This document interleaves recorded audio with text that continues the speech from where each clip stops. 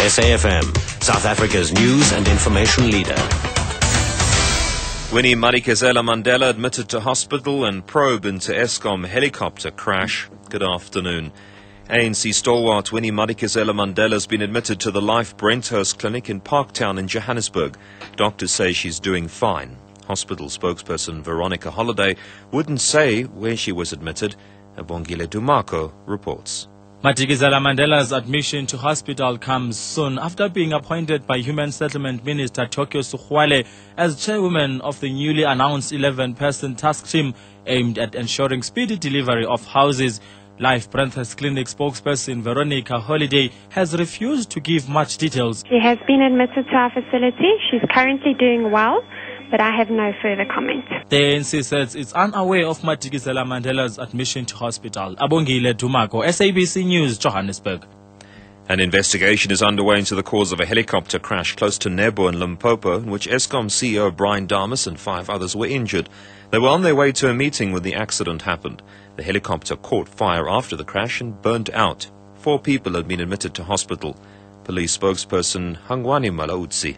Fortunately, none of the occupants died in the crash. Currently, we have taken 4 of the occupants to hospital for observation. The other 2, they are fine. There are no visible injuries. We are just awaiting the Civil Aviation Authority to come and continue with their investigation. The family of a 26-year-old advocate who was run over by a minibus taxi and dragged for 200 meters in Sandton, north of Johannesburg, are to lay a charge of attempted murder. This after the taxi crashed into the bakkie of Kim Magaska and her fiancé. They confronted the driver, who then sped away, knocking Magaska over and dragging her along in the process. She's to undergo surgery. The press ombudsman has ruled that the Sowetan newspaper's publishing of pictures of 2 officers having sex while on duty was not in the public interest. Deputy Press Ombudsman Johan Retief has ordered the paper to apologize on both its front and second pages. The pictures published last month show an officer from Correctional Services and a policewoman having sex in a hospital. Retief says the story itself was in the public interest because the people involved were public servants being paid by taxpayers. Public Enterprises Minister Malusi Gigaba has reiterated that the ANC believes in a mixed economy. He was taking questions on nationalisation at the Cape Town Press Club. The minister says the state and private sector have crucial roles to play in our economy. There are sections of our policy that are better supported by the private sector. We think that the private sector has a greater responsibility to create jobs because the state should not try to replace the private sector in that regard. The owners of a pipeline that caught fire in the Kenyan capital Nairobi have expressed condolences to the families of the more than 120 people who were killed.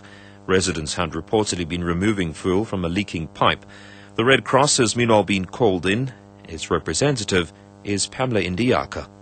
What basically we are doing today is we want to do a quick search through the rubble to just ensure that we've been able to collect all the bodies. Once that is confirmed, then we'll be able to call off the operation from Red Cross side. And we have also set up support for the families that are affected. A German conservation group is investing more than 100 million rand in a major Zimbabwean wildlife park which is battling poachers and land invaders.